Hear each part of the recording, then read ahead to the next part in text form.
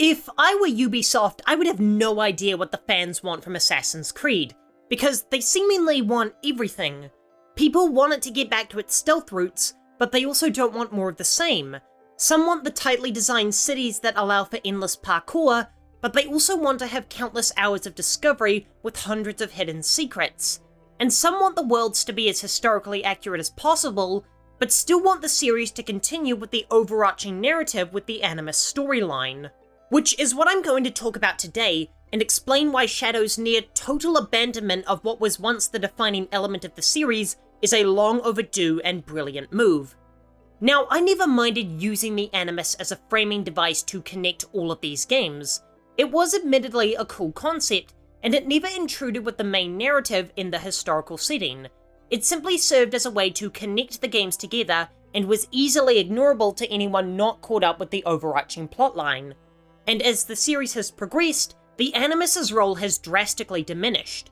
In the PS3 games, the Animus egregiously halted the momentum of the game by stopping the game in its tracks once it reached certain climaxes and forcing the player through a lengthy philosophical debate.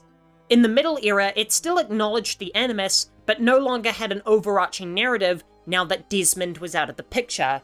And the RPG titles introduced Layla, whose stories was as inconsequential as possible. But in all of these games, no matter how reduced the Animus was, it was still present within the main narrative and wasn't skippable. Shadows has reframed the role the Animus plays in the story by creating the Animus Hub, where you can load into the games of every Assassin's Creed from Origins onwards.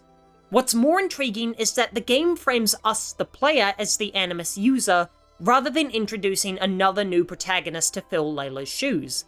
This means the game literally can't pull us out of the story and allows us to completely forget about the synchronized nature of the story.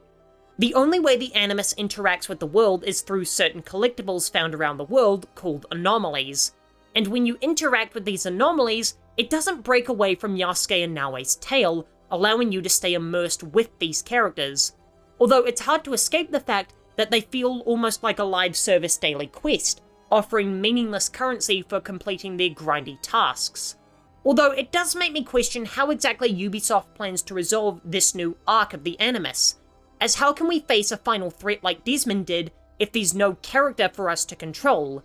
I do cringe at the thought of the previous protagonists all teaming up to fight some sort of digital overlord in an Avengers Assemble-like moment, with Altair turning to the camera to congratulate us, the player, for guiding them on their journeys and breaking them free of Abstergo's manipulations. Yet, as it stands, Shadows' story is helped immensely by the fact there's no background information distracting from Naoe and Yasuke's journeys. It's also the best time to finally drop the story, as Shadows represents the longest gap between mainline Assassin's Creed titles in the franchise's history, assuming you count Mirage as a side game, meaning that there will be more first-time players of Shadows than any other game in the series' history, represented by the sales, with the notable outlier of Valhalla, which Ubisoft admits was due to the combined efforts of the pandemic and it being released at the launch of PS5. However, this does bring up a point of discussion, with Ubisoft suppressing the sci-fi and fictitious elements of Assassin's Creed. Does this mean they have no excuse for not being historically accurate? I'm not going to get into the debate of Yasuke beyond the fact that no matter what his title was, Nobunaga gave him the duties of a samurai, but without incorporating elements like the Isu or Animus into the story, what's the excuse for changing the lives of key historical figures such as Nobunaga and Hanzo Hattori? Well, I still think Assassin's Creed shouldn't be bound by history, as no piece of art is. Even the greatest period piece films take liberties when telling their story. For example, we've all heard the vernacular people used in the 40s and 50s, but movies set in those times still use modern-day dialect in order to resonate with modern audiences. In video games, it's especially hard to be historically accurate, as games with deeply realistic mechanics often aren't what could be considered fun in a traditional sense. Don't get me wrong, Kingdom Come is a massively enjoyable game, but it doesn't offer that same breezy and cinematic satisfaction found within Shadows. Personally, I've always viewed Assassin's Creed as a form of historical superhero game, where you play as an anachronistic Batman dismantling the empires of old. This new Animus structure may not even need an overarching storyline to connect the games, as with the hub's live service nature, it implies the story will never culminate, because it's in the nature of live service to endlessly slog and grind their way through infinite content until either the player's money or breathable air runs out.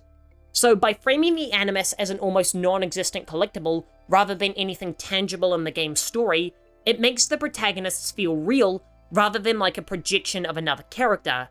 That's not to say the old ones did, as Ubisoft did a phenomenal job of immersing us in their settings, but it was always a literal rude awakening to be reminded that this is all happening through the lens of a computer program. For more Assassin's Creed Shadows essays, here's one breaking down how the game's story is perfectly refined for the open world genre, and I'll be back in 2 days.